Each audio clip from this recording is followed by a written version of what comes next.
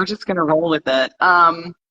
Welcome, everybody, to a conversation with the wonderful Brooke Shaden.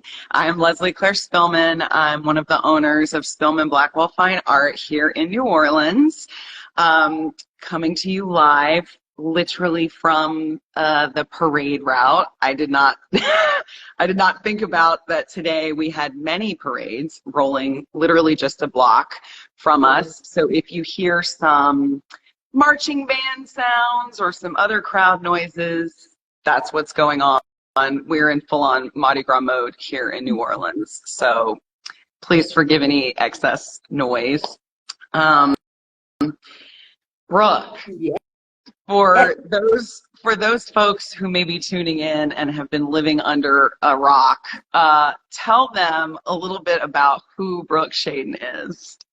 Yeah, I have been a photographic artist for the last 15 years, and my work is based in darkness and finding hope in the darkness, and it's very conceptual, so lots of my work sort of goes into the symbolism behind why we sort of tell stories the way that we do.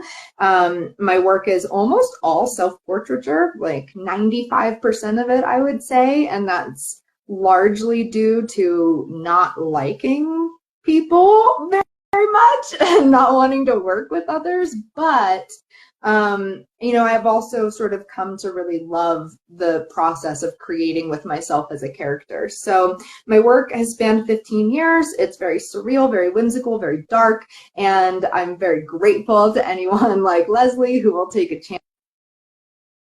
That is a big deal. So, yeah. Nice. And where are you based? I am in Flagstaff, Arizona. It is extremely snowy here right now. That's incredible. I mean, it's like it's the grossest, rainiest day here, but no snow. I think I've seen snow on the ground here maybe like 5 times in my life. That's amazing. No, I'm very much snowed in at the moment. Tell us a little bit about how you came to photography, because you were originally interested in filmmaking, yes? Yeah, I went to school for filmmaking and pursued that for the 3.5 years that I was in college. And when I graduated college, I knew I was going to move to LA because I wanted to be a filmmaker, but at the same time, I had this sort of like a month gap where for the first time in my life, I didn't have a job or classes that I was trying to get things done for. And so what I ended up doing was picking up a camera. And in my mind, I thought, well, I love filmmaking, but it is so annoying to me that I have to work with other people over a long period of time to get my vision out there. And so instead of sort of pursuing filmmaking, I went into photography with that same mindset of I can make a whole idea in one frame and just see if I can do that completely on my own. So that's what I did. So for that first month, I made a picture almost every single day, if not multiple times a day. And I taught myself Photoshop and how to use a still camera and all of that. And I was kind of on like a really steep learning curve. And so when I got to LA, I immediately drove into LA and was like, I just know I'm not going to be a filmmaker. Like, I know that I just moved here, but it's probably not going to happen. And so instead I started pursuing photography just rapidly. Like I did it all the time. I was obsessed. I published over 100 pictures that first year and did it morning, noon, and night. I would literally wake up before my job as a receptionist. And I photo shoot usually between 5 and 6 a.m. and then I would edit it during my breaks at work. And then I would release it later that day. And that was like my schedule every single day for that first year. Wow. I mean, you are really kind of a huge part of your process and your practice, I would say, is being like hyper productive. Yes. I think you might be the most productive person that I know. Thank you for saying that, which is also like my therapist would say this is not good to hear because I have kind of like a productivity complex where like I have to be productive. But I think that it's also I have a very intense focus on mortality and legacy. And so I'm constantly thinking about how I can maximize every moment of my day to do as much as I can to put out in the world before I die, which, you know, who knows when that will be. But I want to be able to say that I've put in every effort before then. Well, speaking of mortality, it kind of goes into my next question. So we had an exhibition for your fans will be familiar with Samsara, and it was the first solo gallery presentation here, and it was all about death and global funerary practices, and it was quite dark, which is completely my jam. And while there is a darkness that's in all of your work, and it certainly exists in this body of work, I'm interested in if you could speak a little bit on how the conceptual process, not just individual images, but these bodies of work, and how, like, what is the first step in conceptualizing a body of work, and how does it change so much from one body of work to another? Yeah, that's a great question. And a large part of my process is thinking about what I've experienced recently in my life that's been inspiring, and inspiring doesn't necessarily mean good. So like upsetting or joyful or whatever I've been through that has inspired some emotion in me.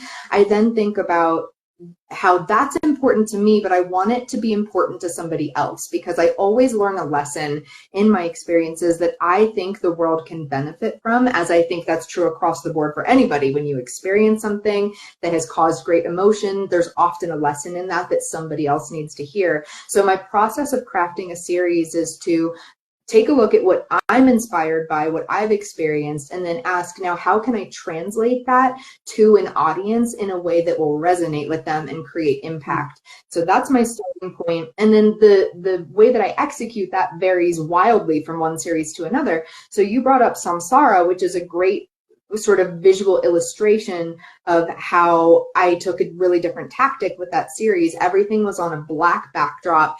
There were pops of color. It was very sort of, the textures in it were really grimy and kind of gross in a sense, and grotesque. And that whole series dealt with death very literally. And then when you look at the show that's up currently in your gallery, Begin Again, that entire show, I mean, it's like looking at the opposite of the work of Samsara, because every background is outdoors, it's bright, the colors are very yellow and beige and sort of light and airy. And when I was conceptualizing that series, I thought about what have I experienced recently, and in that case, it was identity, this idea of how do we form identities, and then what could somebody else need to know about that I could communicate. And so I really just tried to dive into what visual exploration would excite me right now to communicate that to somebody else. And that's how it always goes for me. And I always fail, by the way. Like, I want to make this clear that every time I've set out to create a new body of work, I have to start it probably 3 or 4 times on average until I get to a visual representation that fits. And I'm always trying too hard. I'm always trying to like go above and beyond and impress people. And I always end up reining it in, actually, to do something that feels more authentic. But it takes a while, oddly enough, to get to that authentic place. To like edit yourself. That's interesting.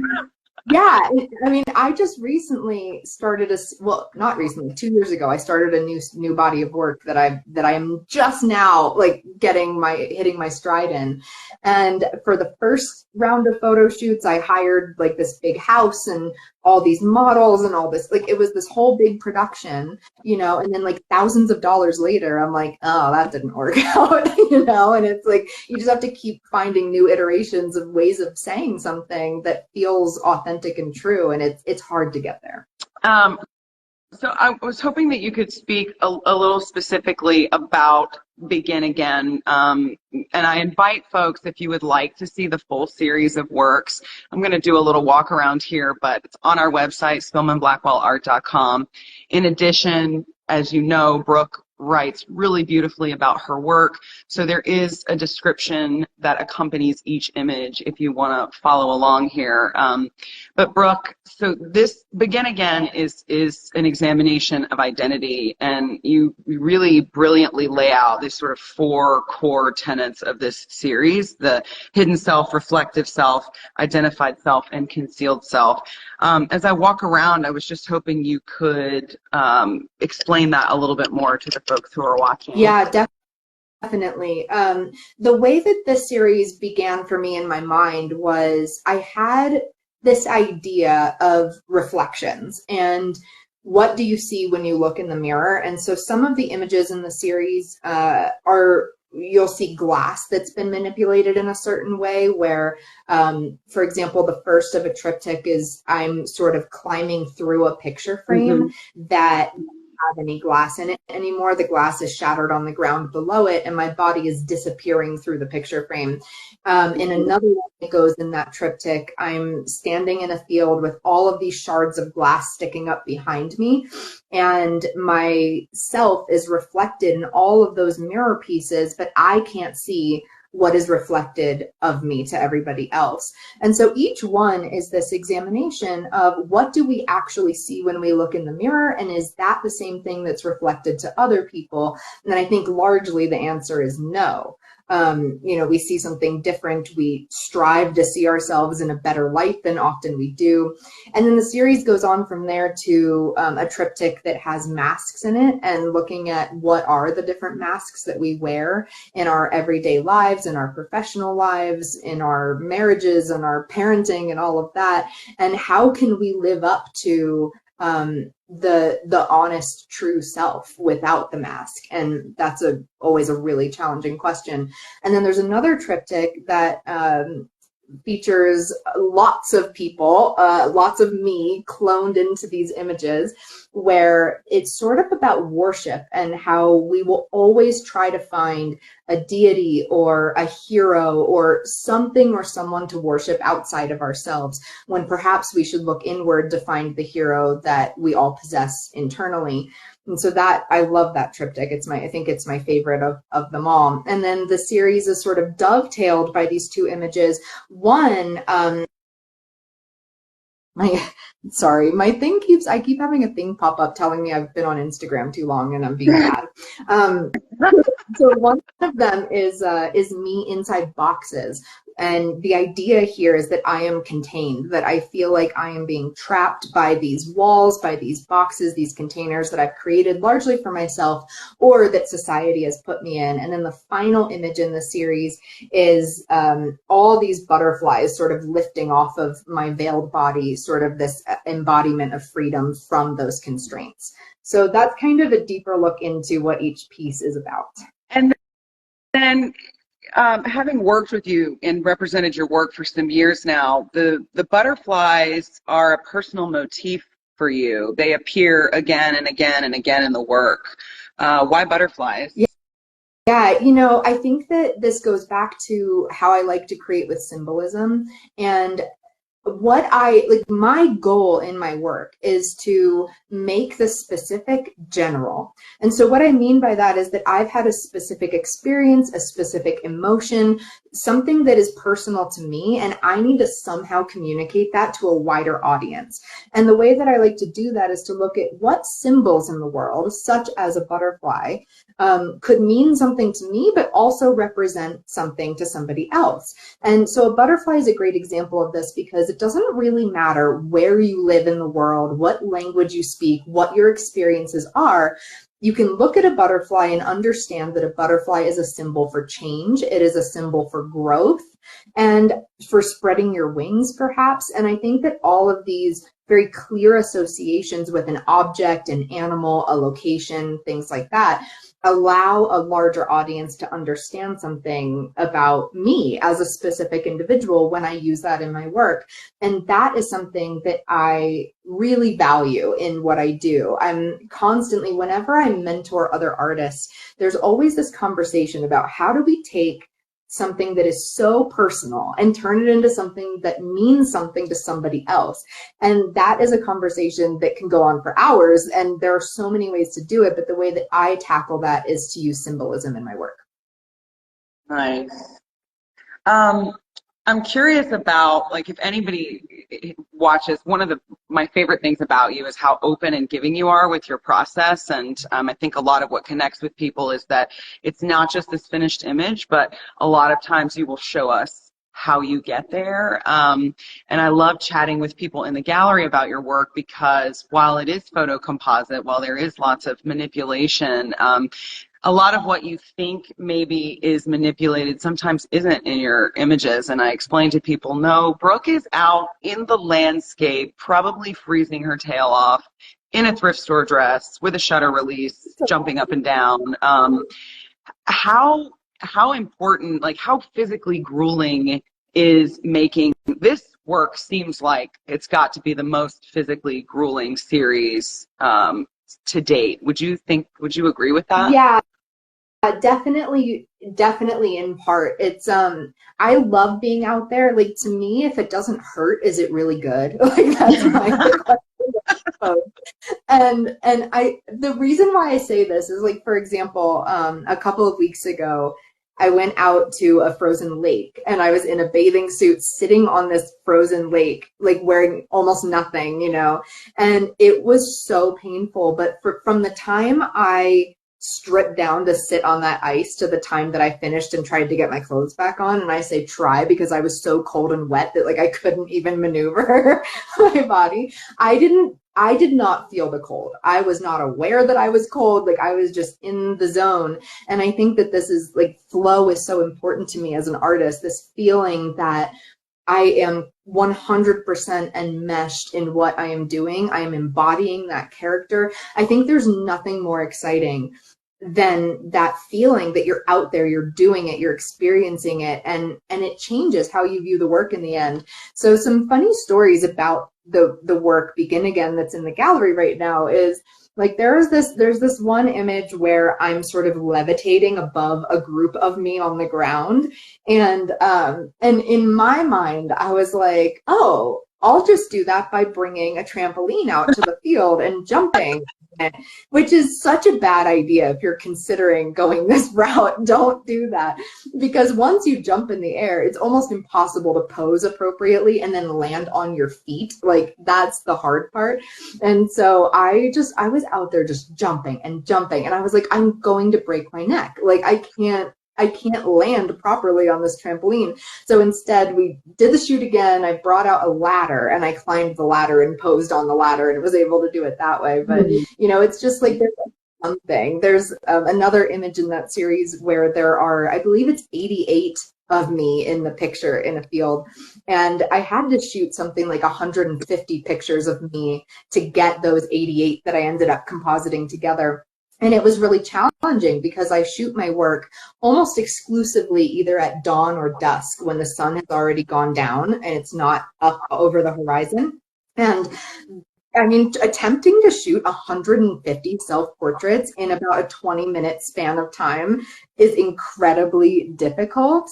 And so I just remember, like, I would take one picture and then move a couple, like, inches over and take another picture, then keep moving. And I did that the whole way through the field, like moving further and further from the camera, which is annoying because the further you get from the camera, the wider the field of view becomes. So you have to do more and more as you keep going. And, you know, it was things like that where, like, you don't even expect how nauseous you'll feel at the end because you're moving so fast and just like, you're so worked up about it. So anyway, yes, very physical. And I love it to be physical. Like, the only time I really get into creative ruts is when I'm feeling a bit lazy. I don't want to leave my house, and then I get a little bored with trying to shoot against my wall all the time.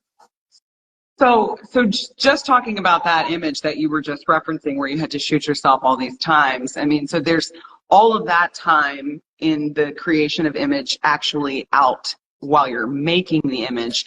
Can you talk a little bit about how much time it took to composite these into the single image? It seems like this is also the most time consuming in terms of kind of post-production of a series of yours that I've seen. Yeah, definitely. Anytime you have multiple people that you're compositing in, I mean, in my case, it's just me, so I'm compositing myself in many times. And anytime that's the case, it's extremely difficult depending on the type of fabric you have to cut out, if there's hair you have to cut out, adding shadows back in, just every little detail, like who's going to be in front and who's going to be in back and all of that. So, and then you have to have, you know, computer processing power that will allow you to have files of this magnitude. And I don't remember the exact number of hours that one took me, but it was between like 50 and 60 hours of editing because it was just so much cutting and placing a person and creating a shadow and making sure that that shadow touches the ground and the person behind and the person to the side and all of these details. And then thinking about, well, are the colors of the shadows exactly right for the color that the light is emitting off of my skin and all of that. And so it just, there's a lot to consider. And I found that it was a lot of compositing, and I knew from the get-go that this was going to be printed quite large. And so in my mind, I'm thinking I can't miss one pixel. So it was just a lot of really going in deeply to cut everything perfectly and make sure that it, when the pixel peepers come to stare at the image in the gallery, that they couldn't find fault with it, of course. Oh, that's an important point about the scale, because these are also the largest prints, except for way back when the underwater prints, I think those were like 40 by 40s. These are the largest prints of yours that we've had. And yes, that scale, that would give me anxiety, because you can't really hide mistakes at this scale, and there are none. These are stunning. They're beautiful. I'm so glad to hear that. It's always, this is why proofing your prints is so important, because with this series specifically, I printed them, and then I forget which of the images, but I was like, oh, I saw 2 pixels out of place, and I had to go reprint everything. So, it's tough, but it's important to do. I'm curious, for those who don't know, I mean, you're always all over the globe, sort of imparting this wisdom onto other artists and teaching and giving workshops. And I'm curious how you came to being an educator. I'm the child of 2 university educators, and if you look at my roster, I have a lot of educators on my roster. I just have an affinity for artists that teach. And I think it's such a, for them, I know it's an important part of their practice. How important is teaching to your practice, and how does it inform it? Yeah, that's a fantastic question. So first of all, when I was, there's my notification again telling me I'm on Instagram too long. So when I was growing up, all I wanted was to be a teacher. If you had asked me from childhood on, what do you want to do? I would have said, I want to be a writer and I want to be a teacher. And in my mind, I was a very practical child. So in my mind, it was oh, nobody can be a writer, because that's a creative job. And so I would have to be a teacher, and then I could be a writer. But I thought, well, what better thing to do than to teach writing or to teach English or something like that? So I always wanted to be a teacher. And when I discovered photography, I realized very quickly, this is a skill that people could teach. And I don't actually have to become a teacher in an establishment to do that. And so very early on, my gosh, I think 6 months into picking up a camera even, I came up with a business plan. And I remember the business plan said, sell prints in galleries, write a book, and become a teacher. Those are my 3 business plan ideas. And I did them all the next year. And I became addicted to teaching, as I thought that I would, because I'd always wanted to do it. And the amazing side effect of becoming an educator is that, first of all, you're forced to learn your craft so deeply so that you know exactly inside and out how to explain it to somebody, which is so gratifying, because then people really are aided in their own vision and being able to fulfill that. The other thing that's so great, though, about educating is that you always have to stay a step ahead. So, when you're out there saying, I'm going to share anything that anybody wants to know, which I do, and I do very happily, then there's always this thought in the back of my mind of okay, well, I've now taught exactly how to do what I do. So now how can I innovate what I do and make it something different? And it's such a good motivator to know that the more I learn, the more I can share. And then it's just an amazing cycle. You touched on galleries, and get a lot of questions from especially young artists and emerging artists, but really artists in all stages of their careers. There's a lot of anxiety about the commercial side of commodifying one's creative product. I'm curious if you could speak a little bit, any advice for artists on how you seek out gallery relationships. Yeah, definitely. I am a big believer that if you love your art, then probably somebody else will love your art too. That's just statistics, right? You can't be the only thing that enjoys something. So I think process that artists should go through is to first get to a place where you love what you're making, where it touches you deeply and you feel really moved by it. And I do. And I think like this is step number one, because many artists are very shy about saying that they like their own work. It's a very taboo thing to do, you know, to say like, I'm making this work and it's fabulous. And that doesn't mean that it's the best work out there necessarily, but that you love what you're doing and there's no shame in that. So I got to a place where I felt like, I love what I'm doing. Like I'm making this because it's what I want to see in the world. And so of course I'm going to make it. And after that, I started wondering, well, is there a market for this? And that was the first wrong question that I ever asked myself. The question should not be, is there a market? The question is, where will I find this market for the work that I create? And you have to go into it with that mindset that there is somebody out there who needs to see what you're doing. And when you believe that, you're more likely to behave in a way that gets your work out there. So when I started galleries, I am not shy about it. I will write to anyone and everyone. I will go to portfolio reviews. I will be humbled and then start over again. And just, you know, like I'm not afraid to put my work out there and to say what I want from the people who I'm writing to. And so that's what I did in the beginning of my career. I started writing to galleries, just like cold emails and, you know, like reaching out on social media, stuff like that. And I still do that to this day. And you know, I think that there are so many different ways we could take this conversation in terms of the business of doing that. But I think ultimately it's good to just know that the gallery that you seek out, if you have any affinity with them, if you see an artist that you like that they represent, if you just like their space or something about the curation, I mean, tell them that and be honest and just say, I'd love an opportunity. And I think that that's how I've really just managed my entire career, is just doing that and finding the confidence. I mean, I think that's really good advice. The best thing you said was about first really loving the work that you're making, because that will then give you the confidence to have these conversations. And, you know, I feel like I've been in this business a long time, about 20 years now, and I've gotten really good at sussing out who I want to work with and who I don't. And I think the most important thing is it's a relationship just like any other relationship, and it has to feel good, and like you have to dig what they do, to your point, and they have to dig what you do.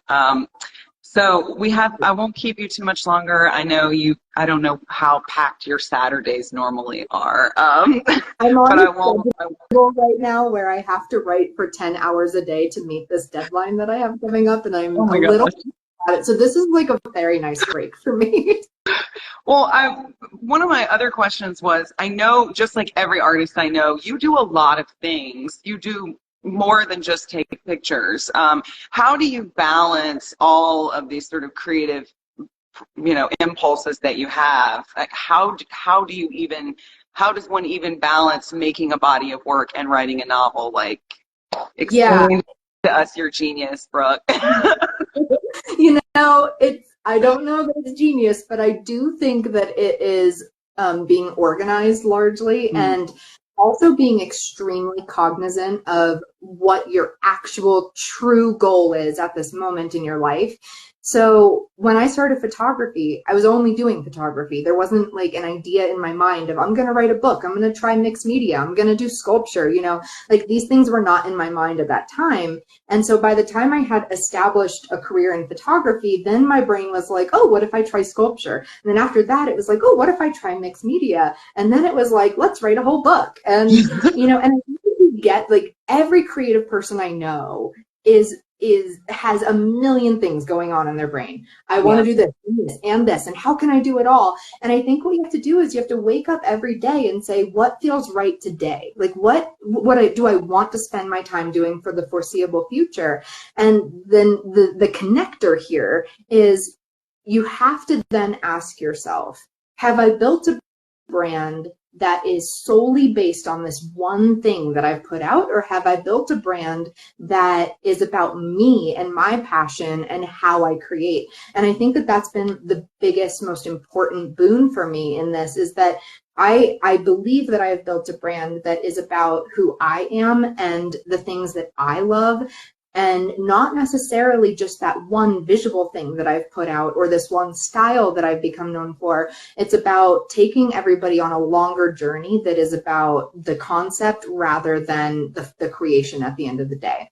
So I kind of go two ways with this. Like, one is be super organized, plan time ahead of schedule that you know you're going to do deep work. If you haven't read the book Deep Work by Cal Newport, I highly suggest that, or listening to a podcast about it. So scheduling time for deep work is so important. Knowing exactly what you're doing in those deep work sessions is super important, so that you're not fiddling about and trying to figure out what the plan is. And then aside from that, just letting the different seasons of your life take over. You know, like, I'm spending this entire month doing a big revision for my novel that I just got an agent for, and I'm super excited. And you know, and that's my focus right now. So am I going to be out there taking pictures every day? Probably not, but I know that I will eventually, because that passion hasn't left me. Last question for me, and then I know we have a couple of questions, and if anybody that's watching has a question, please fire it off. We're about to get to it, but it's a two-part question. You know, working with artists as long as I have, I won't say a lot of times, but it is, I've come across many artists who are not very good at the business part. It brings a lot of anxiety, and you seem to be really, really good at the business side of what you do. So any advice for folks on learning the business, and then also how important has social media been in growing your brand and your business? Great questions. I'm obsessed with business, and so I could literally talk for a whole day or more about this. And the reason why I like business is because I think that I came into creativity and photography and all of that with this idea that I could just sit here every day and be creative, but then I'd have to have another job that supports that habit. And I just really didn't want that for myself. Not that there's anything wrong with that, but I didn't see that for my life. And so right from the get-go, from the first month that I picked up my camera, oh, there we go again, I was already plotting about how am I going to make a sustainable life for myself? And I think that this can be really exciting when you flip this idea of business on its head and you say, business is not about how I can bring myself wealth, but it's about how I can bring the world more wealth. And what I mean by that is that we all have this gift that we can give the world. Whatever that is for you, that's personal, that's amazing. And whatever that is, you can ask yourself, how can I give this thing as a gift to somebody else? And the only way to really do that is to make money at your craft if you want to sustain it, or have a job that sustains your craft. And so for me, it was about saying, how can I bring in wealth to me to sustain this creativity practice so that I can then give that gift back to the world? And I see it as a cycle. So now that's like a great concept. And then actually being good at the business side of things is a practice that you have to learn and get good at, and you have to have super discipline, you know, and like really be on top of it. And the best thing that I can say is that I do offer like a super in-depth masterclass once a year about how to, you know, do the business of art. And so that's like my easier answer than talking for the next hour about how to run a business as an artist. And then social media, for me, has been vital. But what's really interesting, just in case anybody is feeling like you're already annoyed with my answer here about social media, I want to point out that I have a couple of galleries who like specifically tell me, don't post on social media about certain things. And like, they're not interested in that. And so it's not like a prerequisite, I think, for everybody. And for me, it has been beneficial because like, this is how I get my social sustenance. It's like my community comes from the internet. I view people that I've never met in person, who I've only just like written to in comments, as like people who have really deeply influenced my life and who I'm grateful for in my life. And so I think that when you start to view social media as a genuine opportunity to connect with people through your art, which is really, I think, what we're all trying to do, then it doesn't become as daunting. You know, I just ask myself every day, how can I show up in a way that supports others and that lets me be supported in the way that I need? And I honestly think that it's just a give and take, and I think it's fun. Like, I don't always want to show up on social media, but even today I was like, oh man, I gotta like put clothes on. but, you know, but it's still such, I just love it. I think it's fabulous. I mean, I think it's important. I still meet artists who don't have websites, and I'm like, what are you doing? Because, you know, I wouldn't know you. Would never have known about your work, were it not for your unbelievable presence on the internet. And I feel like, you know, you're really inspiring for artists who are struggling to get their work out there. And I'm always telling artists, like, you have no idea the tools that are available to you absolutely for free. And this app that we're on right now, I mean, it's all about the visual. So as an artist, you have to avail yourself of it. And it's such a great tool. So a few questions from you fans. How do you refocus when you're in the middle of a project and another idea comes up that you're really interested in? Yeah, you know, I think that this is where feeling is all that there is. So there's responsibility, and so that comes into play if you're doing something that absolutely has to be done. And the way that I kind of set the idea from my mind is I schedule a time to do it. So I know, like, I'm not going to forget about this. I have the time to do it. And if I'm doing something that's not that important, then I will drop everything and do it. Like, I am not messing around. I am going to be up at 5 a.m. out in the snow, like doing what I need to do. So, so I think that it's twofold, really. I think that it's sometimes you can't drop what you're doing and you have to wait. Like, I have an idea that I'm dying to photograph right now, but I literally cannot spare the time for it. And so I've scheduled a date that I'm going to do it, you know, and it's going to be a beautiful time when that day comes. And then other times I mean, listen, this is why I love self-portraits, because I am the most impatient person you will ever meet. Like, I am not trying to wait for somebody to do a photo shoot with me. I'm like, I'm going to put on my bodysuit and go out there and do it. Like, that's what I do. So, so you can also be impatient like me and just do it immediately.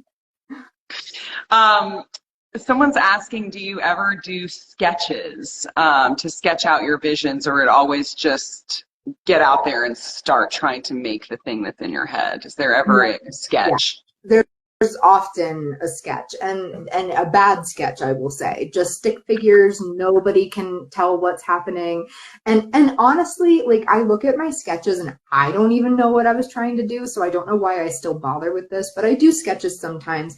But mostly I like to write like a paragraph, you know, like where I'll kind of like describe it in verbally and get it out in writing, and then I know exactly what I'm trying to do. And so I usually write the main concept and then what I want people to take away from looking at the image, and then just like tactical issues like what supplies do I need, what equipment do I need, and stuff like that. This is a great question for you.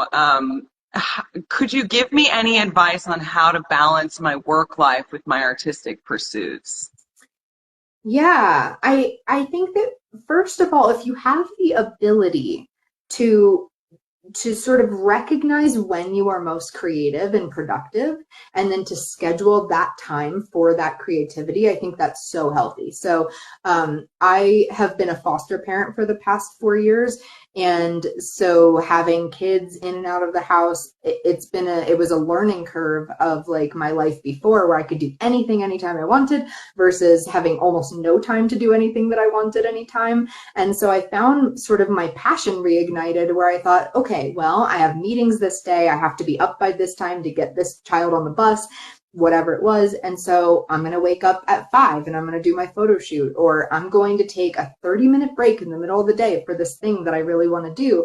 And that's kind of how I operated when I did have a desk job in the beginning of my career. I got up early, I did my photo shoot, I edited on any lunch break that I had, and then I spent time in the evening sharing that work.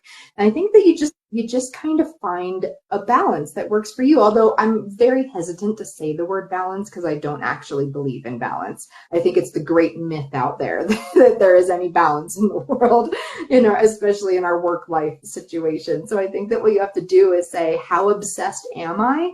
And at what time am I willing to wake up to do that thing? I mean, I think that honestly, that's like the crux of it. For photographers interested in exploring conceptual photography, that might not like working with people and doesn't like their own body image for pictures, they're saying they have a larger body, what would you recommend? The first thing that I would recommend is questioning your relationship with your body. And now this is not for me to say, so I'm not saying what that looks like or anything like that, but just question, why do I feel this way? And is it largely because of society? And I think that one of the most impactful things we can do as photographers is to create self-portraits and to say, you know what? I know that people may react in a certain way to my body. I may react in a certain way to my body, but I'm going to put this out there anyway, because how else do we change the paradigms in our society about body types or about, whatever it is that is making you feel uncomfortable? And I think there's something very powerful about doing that. Now, if that's really off the table, if you're like, I am not there yet, or maybe never, then I think that there are a lot of options that we have here for gathering friends to help us with our imagery, which I do all the time. I almost never hire a model, like a model. I always use friends. They all love me and hate me. It's great. And so I think that there are sort of baby steps that we can take into that, perhaps photographing yourself in a way that doesn't show off the parts of you that you're not as excited about right now. Like I've done self-portraits where just my arm is in it, just my hand, and, sort of exploring and working into it in increments can be really helpful. And I can imagine maybe also, just for my own 2 cents here, making work that necessarily doesn't get shared with everybody, that is just for you, that is just an exploration in seeing yourself in a different way, that could really be helpful. I feel like a lot of times artists put pressure on themselves when they're making the work, thinking about where the work is going to be after that, and it's so counterproductive, and I feel like really hinders the process in so many ways. I feel like if you can divorce yourself from, like, is this ever even going to get printed? Is it going to hang on a wall? Is somebody going to want to buy it? I mean, all of that. And if you're just making it for yourself, I feel like that might be an interesting way to kind of combat some of those feelings. And I love, one of my favorite things about your work, and I often get the question about whether or not you're a dancer, because you do seem to have such a comfort with your body, and you're so expressive and emotive in the way that you move and pose yourself. I think it's really inspiring, and I understand why somebody would ask you that question, because you're good at it. I've been asked so many times if I'm a dancer, which is hilarious because I don't dance under any circumstances, like ever. And the funny thing is that my pictures, like, sometimes when you do self-portraits, you'll turn on burst mode where you get 3 pictures at a time or 5 pictures. And the awkwardness of my poses, it like should win an award, I think. And it takes a while sometimes when you're doing these sort of more difficult poses to get just one where it looks right. And I will tell you a secret, which is that most times I'm piecing together multiple body parts from different pictures because I can't get it all in one. So like the amount of times that I've been like, well, my upper body looks okay and my lower body's doing something crazy. Like I just piece them together and hey, like go for it. All right, we have time for one more question. How do you, this is so true, how do you manage to find time to respond to almost everyone? And this person is saying that that's something that has always amazed them about you. Oh, that's really nice. I think that as artists, particularly just people on the internet, I think that we take for granted that there are other people like behind their phones or their computers who are taking time out of their lives to leave a comment or support somebody. And I never take that for granted. So if I know I'm going to share something new that particular day, like the least I can do is be there to have a conversation, to say thank you, to acknowledge somebody. I try to think of social media like a coffee shop, like if somebody came up to me and said, hey, I like your sweater, I'm not going to just ignore them. Like it just seems really rude to me to do that. And also, like I am truly grateful for it. I don't take one comment for granted or one person who interacts with my work. I think it's like a small miracle that that's happening and that we live in this time when we can say thank you and receive that feedback. And so to me, it's just sort of like a no-brainer. And I don't always succeed at it. Like there are times where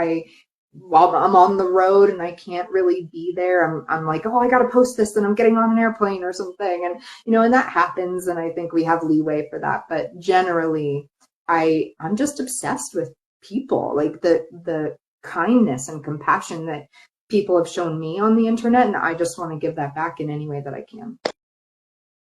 I think that's a beautiful place to end this conversation. Thank you so very much, Brooke, for taking this time to chat with us. It's always such a pleasure. I absolutely love working with you. I pinch myself every time I come in here to unlock the door. Folks, this is the last full day of this Begin Again exhibition, but the work will be sticking around here. If you happen to be in New Orleans, or if you're going to be joining us for Mardi Gras or anytime in the near future, hit me up. We'll be happy to show you some of the work. Also, if you can't make it here, you can enjoy it again on our website, spillmanblackwellart.com. All of the images are there, including a couple of images that are in this series that were actually not on display here. And there's, again, beautiful writing about each image. And thank you so much, Brooke. I hope you have a beautiful rest of your weekend. You too. Thanks for doing this. You're just wonderful. All right. Thank you, everybody, for joining us. Have a good one, y'all.